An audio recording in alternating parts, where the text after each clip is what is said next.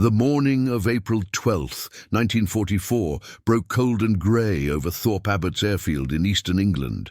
Lieutenant Daniel Morrison stood in the briefing room, his hands trembling slightly as he held the navigation charts. Around him, 200 young men sat in wooden chairs, their faces pale in the dim light filtering through blackout curtains. The air smelled of coffee, cigarette smoke, and fear. This wasn't just another mission. This was the run everyone dreaded. The target, ball-bearing factories deep in the Ruhr Valley, the most heavily defended industrial zone in Nazi Germany. The route command had planned would take them straight through what bomber crews called the Valley of Death, a corridor so saturated with anti-aircraft batteries that the sky turned black with flak explosions. Daniel had been studying these maps for 3 sleepless nights, and what he'd discovered could either save every man in this room or end his career in disgrace. His forbidden route, the one he'd calculated in secret, violated every standard operating procedure in the book. But the numbers didn't lie.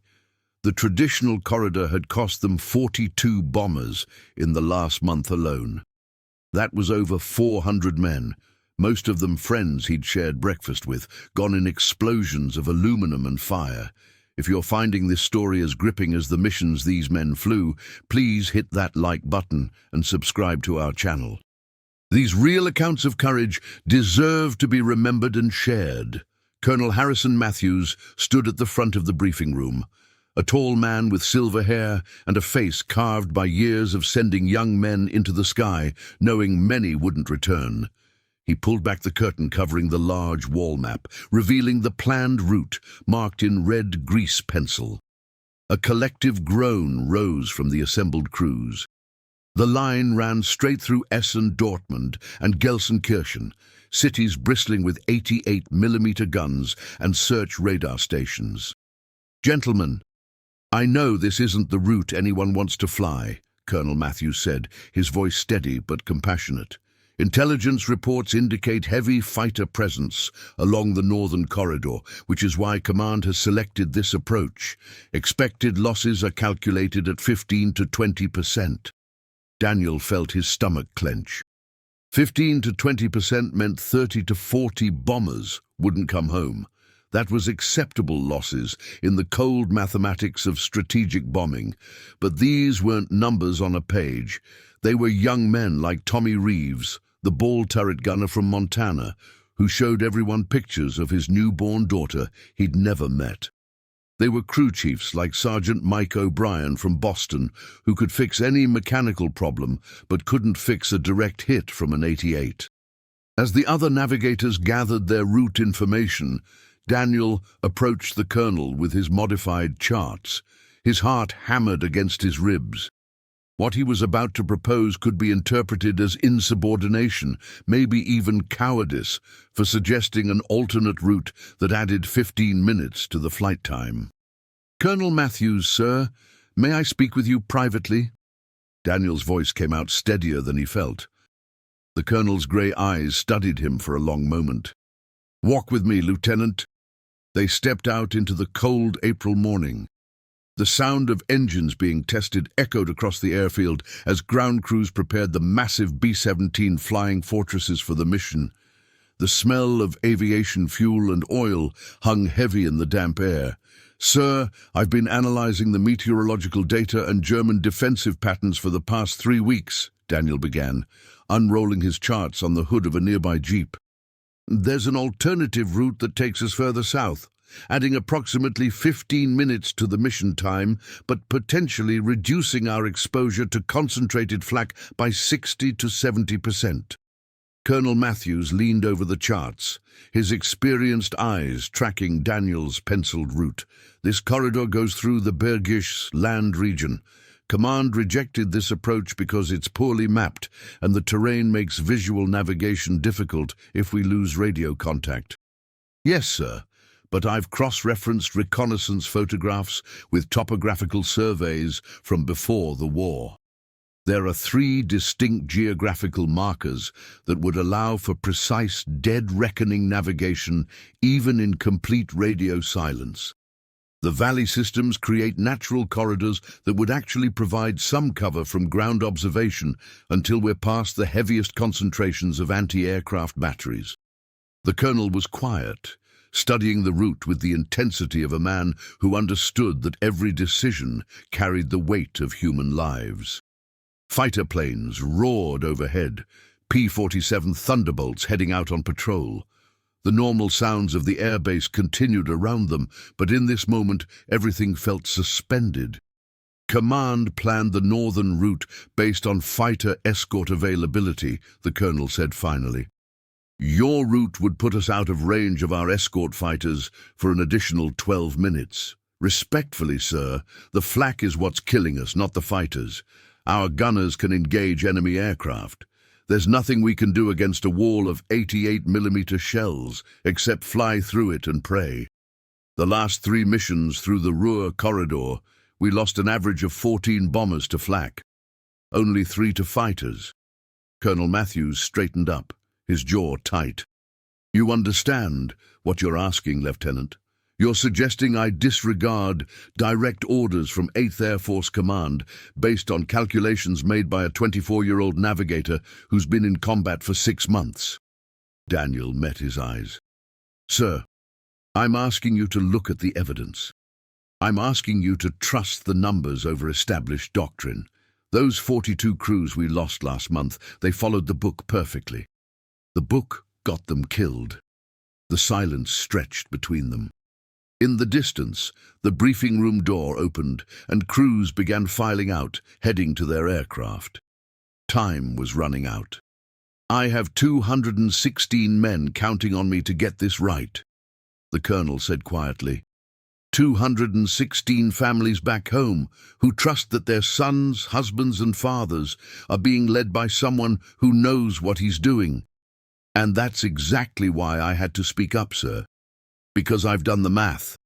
The traditional route, the safe career choice, has a projected casualty rate that means 43 of those men won't come home today. My route, the one that might get me court-martialed, gives them a fighting chance. Colonel Matthews rolled up the charts and handed them back to Daniel. For a terrible moment, the young navigator thought his proposal had been rejected. Then the colonel's weathered face broke into a slight smile. Get to the lead aircraft, Lieutenant. You're flying with me today. We're taking your route, and God help us both if you're wrong. The relief that flooded through Daniel was immediately replaced by the crushing weight of responsibility. He'd just convinced a colonel to disobey orders from 8th Air Force Command. If this went wrong, if the losses were worse than the traditional route, it wouldn't just be his career ending. Good men would die because he'd been arrogant enough to think he knew better than the experienced strategists at command. 20 minutes later, Daniel climbed into the nose compartment of the lead B-17, an aircraft named Liberty's Promise. The cramped space was dominated by the navigation table, the Norden bomb sight, and small windows offering a view of the sky ahead. Staff Sergeant Eddie Walsh, the bombardier, was already at his station, methodically checking his equipment. I heard you talked the old man into trying a new route, Eddie said without looking up from his pre-flight checklist. He was a short, muscular man from Philadelphia, with hands steady enough to drop bombs from 6 miles up into a target the size of a factory building. The crew's calling it Morrison's Gamble. Let's hope it pays off, Daniel replied, spreading his charts and checking his instruments. The E-6B flight computer, compass, stopwatch and pencils, the simple tools that would guide 200 bombers and over 2,000 men through hostile skies. The intercom crackled to life. All crew, this is Colonel Matthews. We have a green light for takeoff. Navigator, you have the aircraft once we're airborne. Daniel's stomach tightened. In a normal mission, the lead navigator provided headings to the pilot, but ultimate responsibility rested with the command structure. Today, every turn, every altitude change, every decision would be his call. The weight of 200 aircraft following his lead felt like carrying the world on his shoulders. The 4 Wright Cyclone engines roared to life, their combined power making the aircraft vibrate. One by one, the B-17s began their takeoff roll, the thunder of 800 engines shaking the very ground. Daniel watched through the nose window as the English countryside fell away beneath them, the familiar patchwork of fields giving way to the grey waters of the North Sea. Navigator to pilot, heading 230 degrees, climbing to 22,000 feet, Daniel called over the intercom, his voice calm despite the adrenaline coursing through his veins. The formation assembled over the sea, a massive aerial armada of gleaming aluminum aircraft, each carrying 10 men and 4 tons of bombs. The sight was both beautiful and terrible. From up here, it was easy to forget that each of those aircraft was a fragile collection of rivets and aluminum skin that a single well-placed shell could turn it into a fireball. As they crossed the enemy coast over the Netherlands, the radio crackled with reports from the fighter escort. "Big friend, this is Falcon Leader. We have you in sight. Enemy fighter activity reported southeast of your position." "Acknowledged, Falcon Leader," Colonel Matthews responded. Then, switching to the command frequency that connected all 200 bombers. "Formation, this is Liberty Lead. We are deviating from the planned route based on updated intelligence. All aircraft follow my lead. Maintain formation discipline." Daniel could almost feel the confusion rippling through the bomber stream. Pilots and navigators were checking their route cards, wondering if they'd missed something in the briefing, but the military training took hold. When the lead aircraft turned, the formation turned with it, a massive aerial ballet of trust and discipline. They pushed deeper into German airspace. Below, the landscape changed from the flat Dutch lowlands to the rolling hills of Western Germany. Daniel checked his calculations for the 3rd time, confirming their position against the geographical landmarks he'd memorized. The first major checkpoint was approaching, a distinctive bend in the Rhine River. "Navigator to pilot. Turn to heading 245 degrees in 30 seconds, Daniel called out. "This will take us south of Cologne." "South of Cologne?" Eddie Walsh looked up from his bombsight station. "The briefing said we'd be north of the city." "Oh, change of plans," Daniel said, trying to sound more confident than he felt. Through the window, he could see the city of Cologne in the distance, and rising from it, the telltale black puffs of exploding anti-aircraft shells. The German defenders were firing at where the formation should have been, according to the standard route. "Holy Mary, Mother of God," Eddie whispered. "They were waiting for us. They were ready on the northern route." The realization hit Daniel like a physical blow. The Germans had anticipated the standard approach. If they'd flown the traditional corridor, they would have been entering a pre-targeted kill zone. Every battery would have had their range and altitude already calculated. It would have been a massacre. "All aircraft, this is Liberty Lead," Colonel Matthews' voice came over the radio, steady and authoritative. "As you can see, our alternate route has put us outside the primary defensive umbrella. Maintain formation and prepare for possible fighter contact." The bomber stream continued south, skirting the edge of the Ruhr Valley rather than plunging through its heart.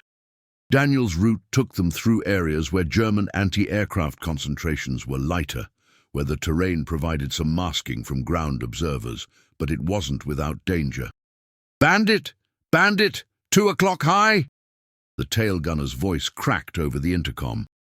"Count 6, no 8 Focke-Wulf Wonder 90s diving on the formation."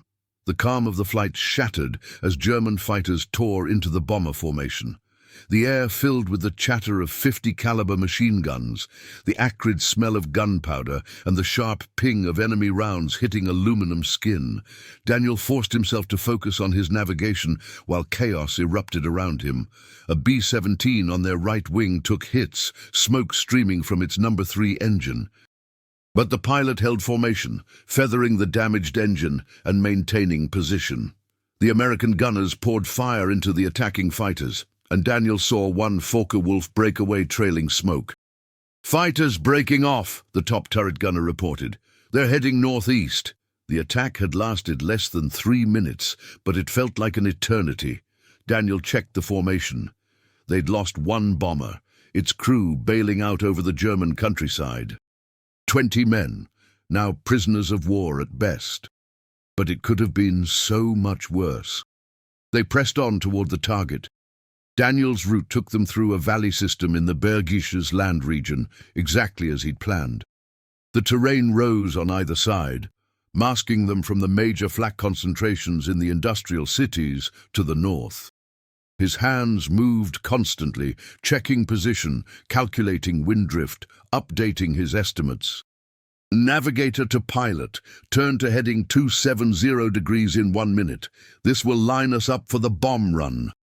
Understood, Navigator. Formation, prepare for bombing run. Bombardiers, your aircraft. Eddie Walsh took over, hunched over the Norden bomb site, making tiny adjustments as the target came into view. The ball-bearing factories of Schweinfurt, critical to German war production, lay ahead. Despite Daniel's careful routing, they would still have to run through concentrated anti-aircraft fire for the final approach.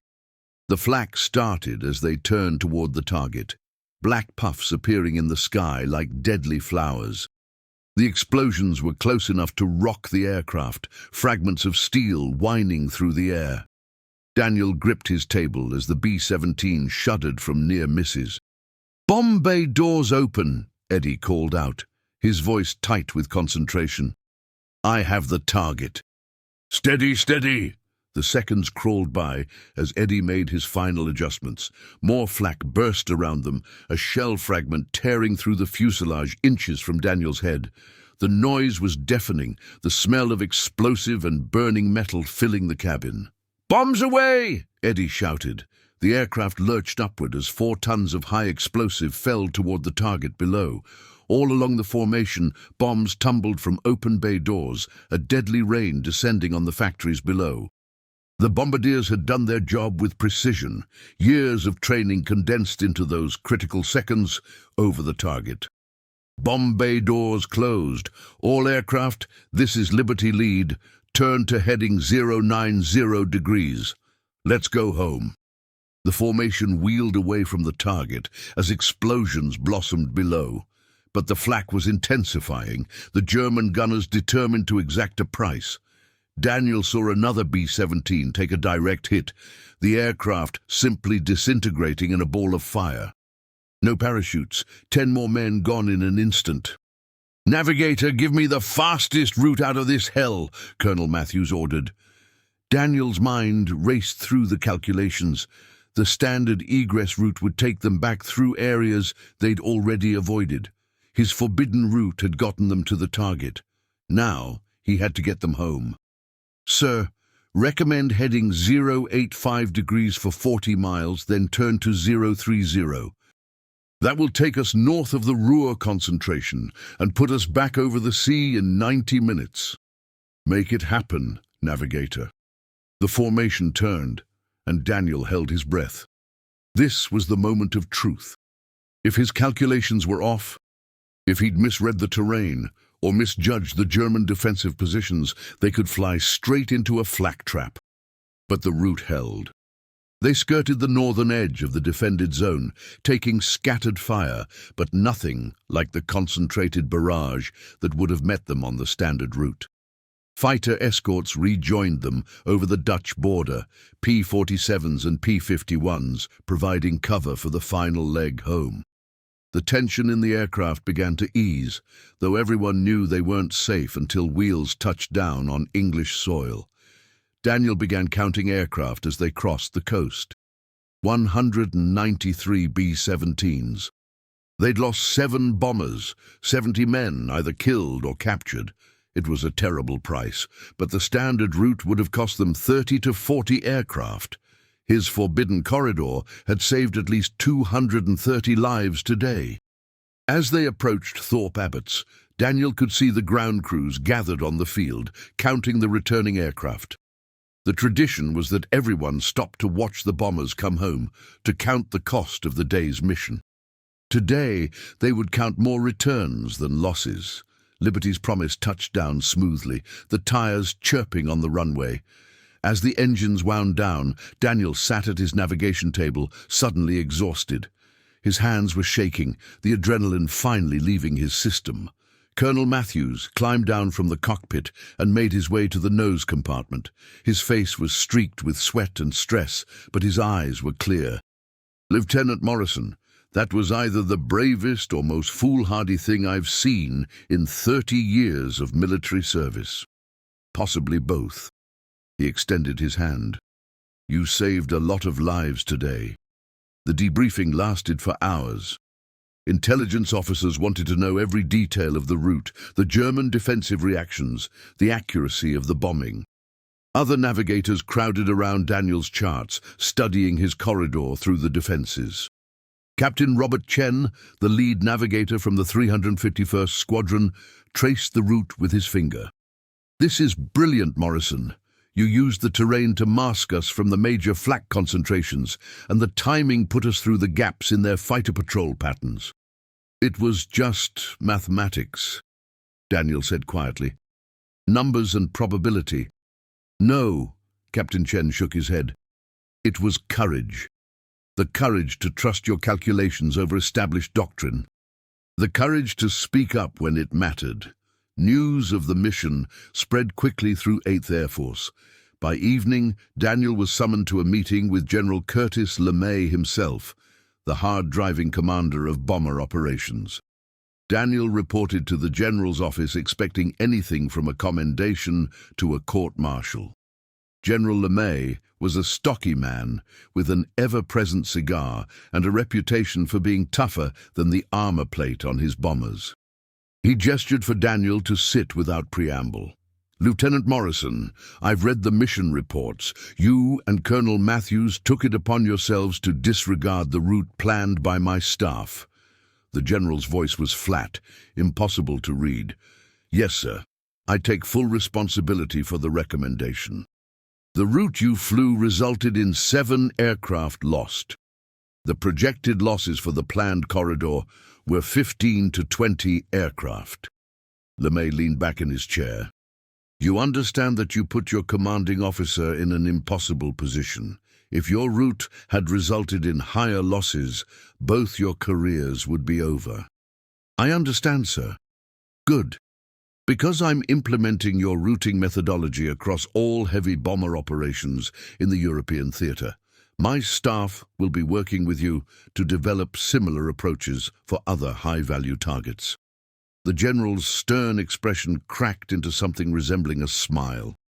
"You're getting a promotion to captain and a transfer to 8th Air Force planning staff. Turns out we need navigators who can think instead of just following maps." The implications took a moment to sink in. Daniel had expected punishment, not promotion. "Sir, I'm just a navigator. I'm not qualified for staff work." "You're qualified to save lives, Captain Morrison. That's all the qualification you need. Report to headquarters Monday morning."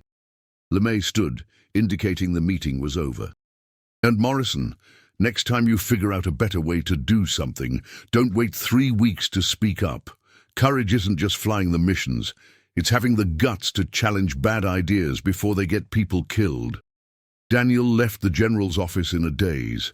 Back at the squadron, word of his promotion had already spread. The officers' club was packed that night, crews celebrating the successful mission and the lower-than-expected losses. Eddie Walsh found Daniel sitting outside, watching the sunset paint the sky in shades of orange and red. The bombardier sat down beside him, lighting a cigarette. "You okay, Captain? You don't look like a man who just got promoted." Daniel was quiet for a moment. 7 aircraft, Eddie. 70 men. That's 70 families who got telegrams today because I convinced the colonel to try my route. And 230 men who didn't die because you had the guts to speak up," Eddie countered. "You think those 70 crews would have survived the standard route? They would have died anyway, along with 30 more aircraft. You can't save everyone, Danny. You can only do your best and live with the math." "The math," Daniel repeated bitterly. "Reducing human lives to numbers on a chart." "That's what war is," Eddie said, his voice gentle but firm. It's terrible math. But you did math that saved lives instead of wasting them. You think those 7 crews would want you beating yourself up? They knew the risks. We all know the risks every time we climb into those aircraft. What happened today wasn't your fault. What you prevented, all those lives you saved, that was your doing. Over the following weeks, Daniel worked with the 8th Air Force planning staff to develop new routing protocols. They analyzed German defensive patterns, studied terrain, cross-referenced meteorological data with bombing accuracy. The forbidden route methodology became standard procedure, adapted for targets across Germany. The casualty rates dropped. Not dramatically, this was still strategic bombing deep into enemy territory, but measurably. Instead of losing 15 to 20% of aircraft on major raids, losses stabilized at 7 to 10%. In the brutal arithmetic of aerial warfare, that difference represented hundreds of lives saved. Daniel flew several more missions as a navigator before his transfer to staff became permanent, wanting to test his routes personally before asking others to trust them. Each mission reinforced the lessons he'd learned. War was about impossible choices, about doing mathematics with human lives as variables, about having the courage to trust your analysis even when it contradicted conventional wisdom. On June 6, 1944, D-Day, Daniel's routing plans helped guide the massive aerial armada supporting the Normandy invasion. Thousands of bombers and transports flew precisely coordinated routes, many using the terrain masking and defensive pattern analysis techniques he'd pioneered. The air operations were remarkably successful, with lower than projected losses despite the massive scale.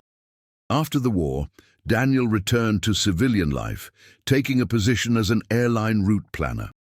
He never spoke much about his military service, about the day he'd convinced a colonel to disobey orders and trust a 24-year-old navigator's calculations. But sometimes late at night, he would pull out his old navigation charts and trace the route that had become known throughout 8th Air Force as Morrison's Corridor. In 1985, at a reunion of the bomber groups that had flown missions over Europe, Daniel met the son of Colonel Matthews, who had passed away the previous year. The younger Matthews handed Daniel a letter his father had written but never mailed. The letter read, "Daniel, you taught me that true leadership isn't about following orders blindly. It's about having the wisdom to know when to trust the people under your command. You were right to push back. You were right to trust the numbers. And I was right to trust you. That day over Germany, you showed courage that had nothing to do with flying through flak or facing enemy fighters. You showed the courage to be right when everyone else was wrong. Thank you for giving those men a chance to come home." Daniel read the letter 3 times, tears streaming down his weathered face. 40 years had passed, but the weight of that decision, the responsibility of those lives, still felt as immediate as it had that cold April morning in 1944. Around him at the reunion, old men shared stories of missions flown and friends lost. They talked about the terrible beauty of formation flying, the bonds forged in combat, the price paid for freedom. And more than one veteran approached Daniel to shake his hand and say simply, "Thank you. I made it home because of your route." The Forbidden Corridor hadn't just been about numbers and navigation.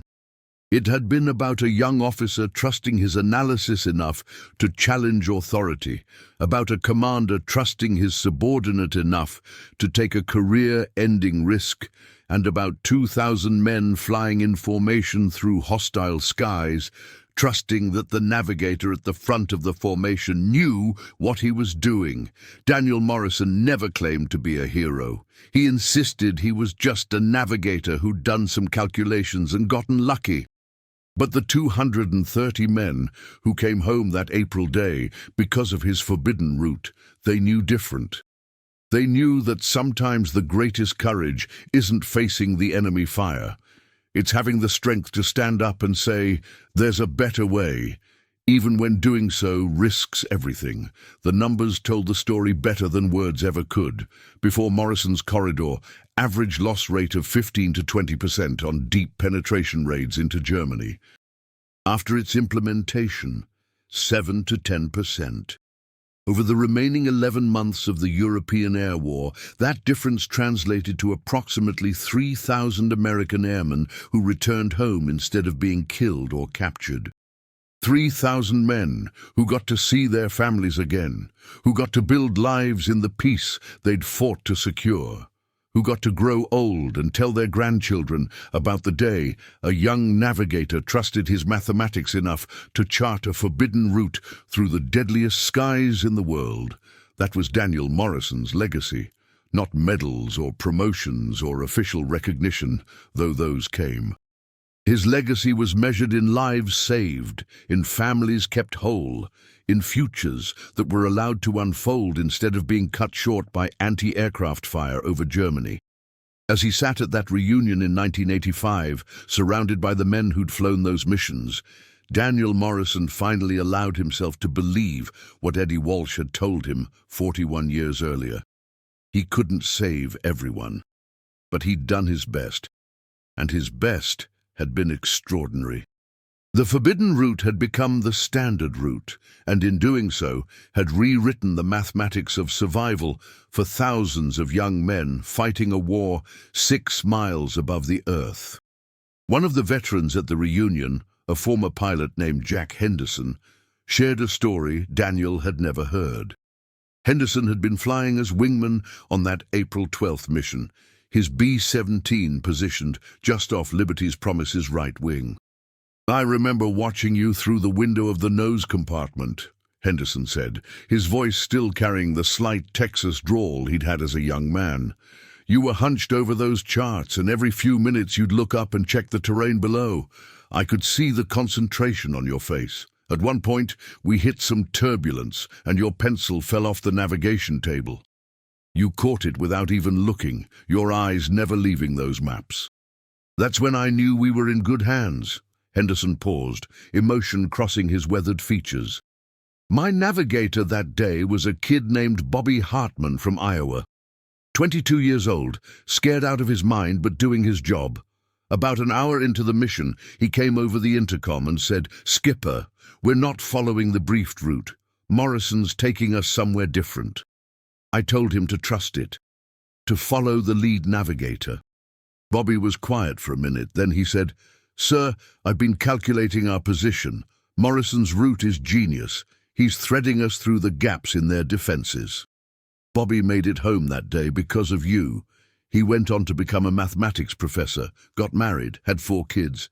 He passed away last year, but before he died, he told me to find you if I ever got the chance and say thank you." The story hit Daniel harder than he expected. Bobby Hartman, a name he'd never known, a face he'd never seen, a life that had continued because of calculations made on a cold English morning. It was one story among hundreds, perhaps thousands. Each of those men who'd flown Morrison's corridor had gone on to live lives, to touch other lives, creating ripples that extended far beyond that single mission. At the reunion's final dinner, the organizers presented Daniel with a plaque commemorating his contribution to the air war in Europe. The inscription read, "Captain Daniel Morrison, Navigator, 8th Air Force. His courage to question, to calculate, and to trust in the face of conventional wisdom saved hundreds of American lives. His forbidden route became the path home." Standing at the podium to accept the award, Daniel looked out at the assembled veterans, men in their 60s and 70s now, but he could still see the young faces beneath the years. He could still see them as they'd been, 20-year-old boys trying to grow up fast enough to fight a war, climbing into bombers every morning, not knowing if they'd see another sunset. "I didn't do anything special," Daniel began, his voice rough with emotion. "I was scared every day, scared of making mistakes, scared of getting it wrong, scared that my calculations would lead men into danger instead of away from it." The only difference was that my fear drove me to check and recheck every number, to study those maps until I knew every river bend and ridgeline, to trust mathematics over gut instinct. He paused, gathering his thoughts. We're taught to respect authority, to follow orders, to trust the chain of command, and most of the time that's exactly what we should do. But there are moments when you have to trust yourself more. When the numbers tell you something different than what you're being told, when your analysis shows a better path, when staying silent means people die unnecessarily.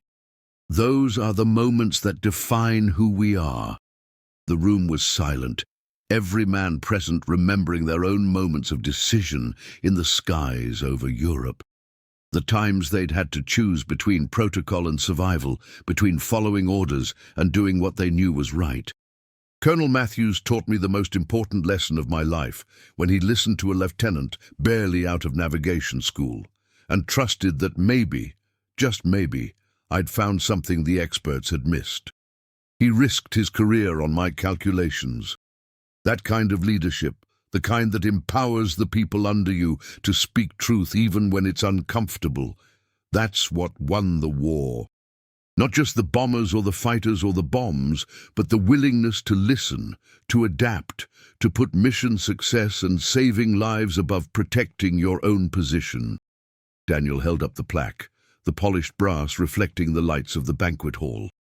This doesn't belong to me alone. It belongs to Colonel Matthews for having the courage to deviate from orders. It belongs to every navigator who studied those charts and refined the routes.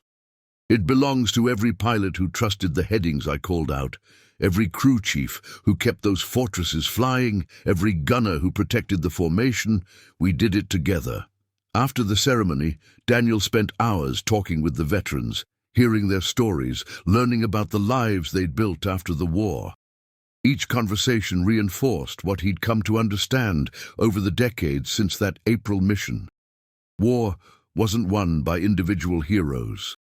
It was won by ordinary people finding moments of extraordinary courage, by teams trusting each other when trust was all they had, by the accumulated weight of small decisions made under impossible pressure.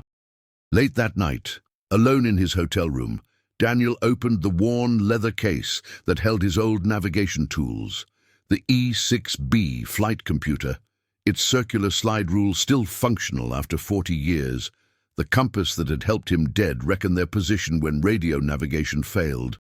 The charts, creased and faded, showing the route through Germany that had saved so many lives. He traced the pencil line with his finger, remembering every calculation, every decision point, every moment of doubt. The route looked so simple on paper, just a line deviating slightly south from the standard corridor. But behind that line were 3 weeks of sleepless nights, hundreds of hours studying reconnaissance photos, countless calculations of distance, fuel consumption, timing, and probability. The forbidden route hadn't been a flash of inspiration. It had been work, hard, grinding, detail-oriented work that most people would find impossibly boring. But that work had mattered. Those calculations had saved lives. The boring, technical, unglamorous mathematics had been the difference between men going home and men dying in the sky over Germany. Daniel thought about all the young people in 1985 who thought war was about glory and heroism, who saw movies that made combat look exciting and noble. He wished he could make them understand that real courage was often quiet and technical.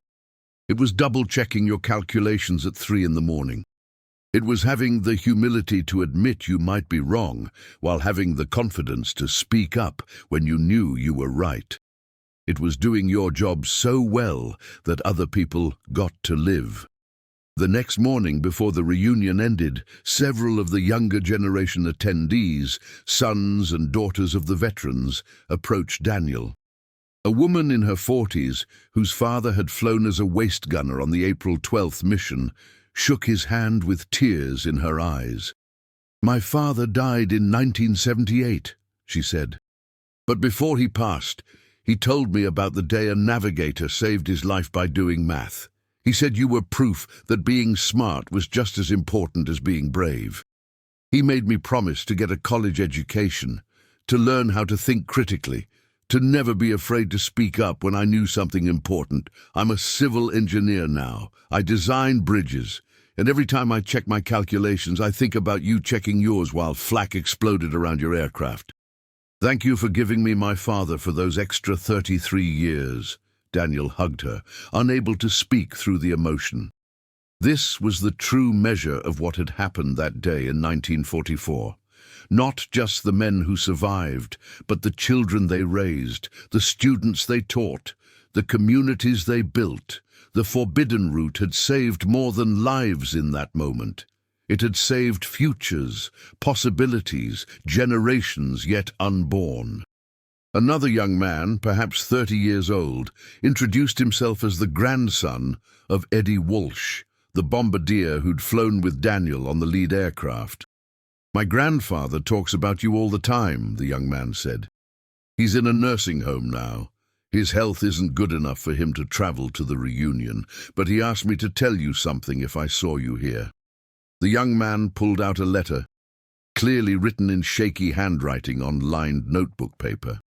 Daniel recognized Eddie's writing, though it had deteriorated with age and illness. The letter read, "Danny, remember after the mission when I found you outside the officers' club and you were beating yourself up about the 7 aircraft we lost? I told you that you couldn't save everyone, that you could only do your best and live with the math. I want you to know I was wrong. Not about the math part, that was right, but about the living with it part. You don't just have to live with the decisions you made. You get to live knowing that hundreds of men saw their children grow up because you had the guts to trust your calculations. You get to live knowing that every time one of those men celebrated a birthday, graduated from school, got married, held their grandchild, you were part of making that possible. The 7 we lost would have died anyway on the standard route, along with dozens more. You didn't kill them. The war killed them. But you saved the others. You saved me, and for that I've been grateful every single day for 41 years. Thank you, my friend. Thank you for being smart enough to see what others missed and brave enough to speak up about it." Daniel had to sit down. The weight of Eddie's words, the forgiveness he'd been seeking for 4 decades without even realizing he needed it, crashed over him like a wave.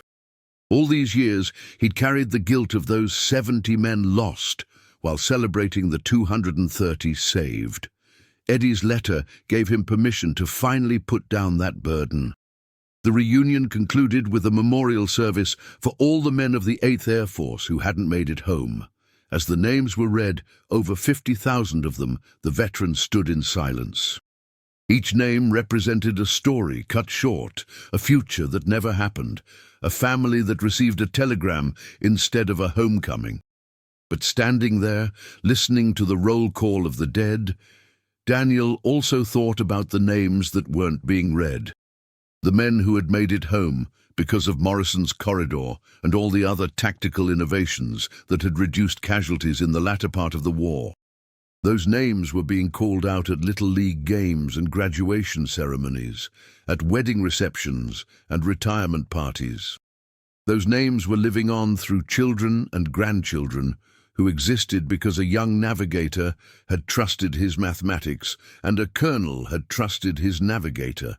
In his final years, Daniel Morrison became an advocate for critical thinking in military planning. He gave lectures at service academies, wrote articles for military journals, consulted with the Air Force on navigation and routing procedures. His message was always the same: trust the experts, but verify their conclusions.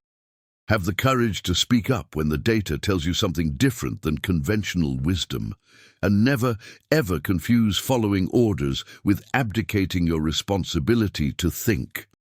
He told the young officers, the hardest thing you'll ever do is stand up and tell your commanding officer that the plan is wrong. It feels like insubordination. It feels like arrogance.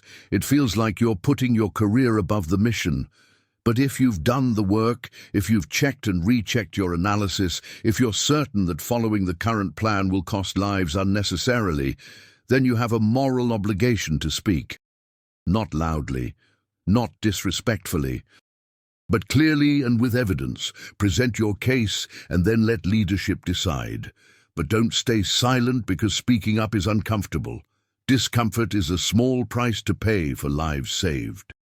When Daniel Morrison passed away in 1998, at the age of 78, his obituary in the New York Times led with the headline, "Daniel Morrison, navigator who saved hundreds in World War II, dies at 78.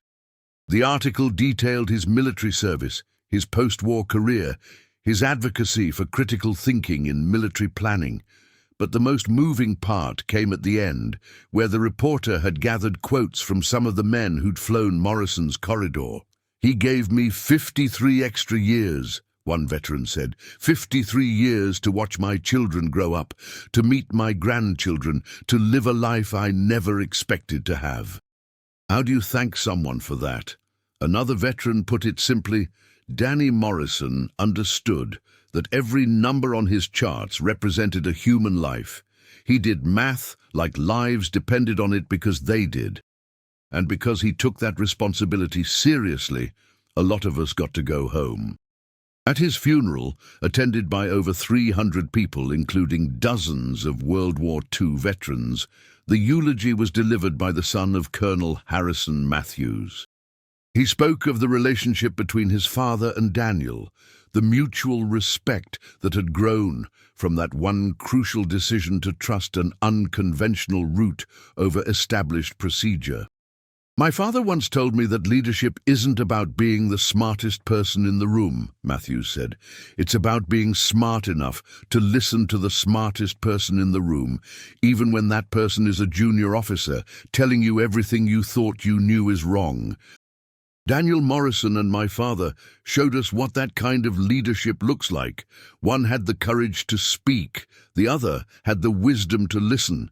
Together, they saved hundreds of lives. That's not just military excellence, that's humanity at its finest. The funeral concluded with a missing man formation flyover, 4 aircraft flying in tight formation with one position conspicuously empty, symbolizing the fallen warrior. As the aircraft passed overhead, their engines roaring in tribute, the assembled veterans stood at attention, saluting one final time the Navigator who had charted their course home. Daniel Morrison's legacy lived on in the navigation curriculum at military academies, where his case study became required reading. Student navigators learned about the forbidden route, studied the calculations, analyzed the decisions. But more importantly, they learned the lesson behind the navigation, that technical expertise without the courage to apply it is meaningless, and that courage without technical expertise is dangerous. The E-6B flight computer Daniel had used on that April mission was donated to the Smithsonian National Air and Space Museum, where it sits in a display case next to his navigation charts. The placard reads, "These tools in the hands of a skilled and courageous navigator changed the mathematics of survival for thousands of American airmen in World War II. Captain Daniel Morrison's forbidden route demonstrated that questioning authority, when backed by rigorous analysis and driven by a desire to save lives, is not insubordination, but the highest form of service." Decades after the war, researchers analyzing casualty rates in strategic bombing campaigns identified what they called the Morrison effect, a measurable decrease in losses corresponding to the implementation of terrain-based routing protocols.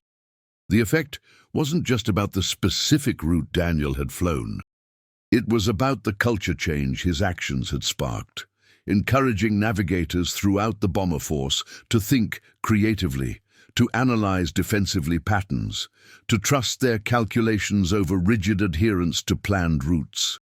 The forbidden route had become a symbol of something larger than one mission or one man's decision.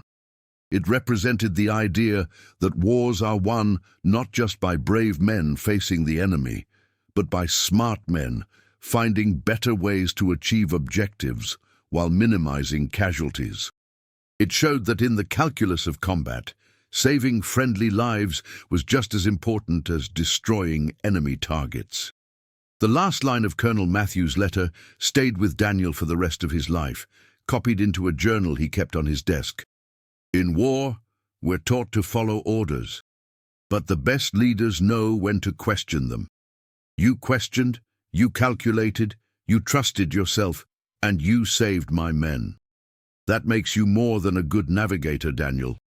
That makes you a good man. Those words, written by a commander to the young officer who had convinced him to take an enormous risk, encapsulated everything the forbidden route had meant. It wasn't about disobedience. It was about responsibility. It wasn't about ego. It was about expertise applied with courage and humility. And it wasn't about glory. It was about getting people home alive. In the end, Daniel Morrison's greatest achievement wasn't just the route he plotted or the lives he saved on one April day in 1944.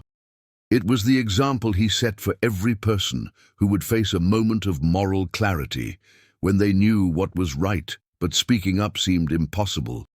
His story taught generations that expertise matters, that analysis has value, that courage takes many forms, and that sometimes the most heroic thing you can do is solve a problem so well that people get to live ordinary lives instead of dying extraordinary deaths.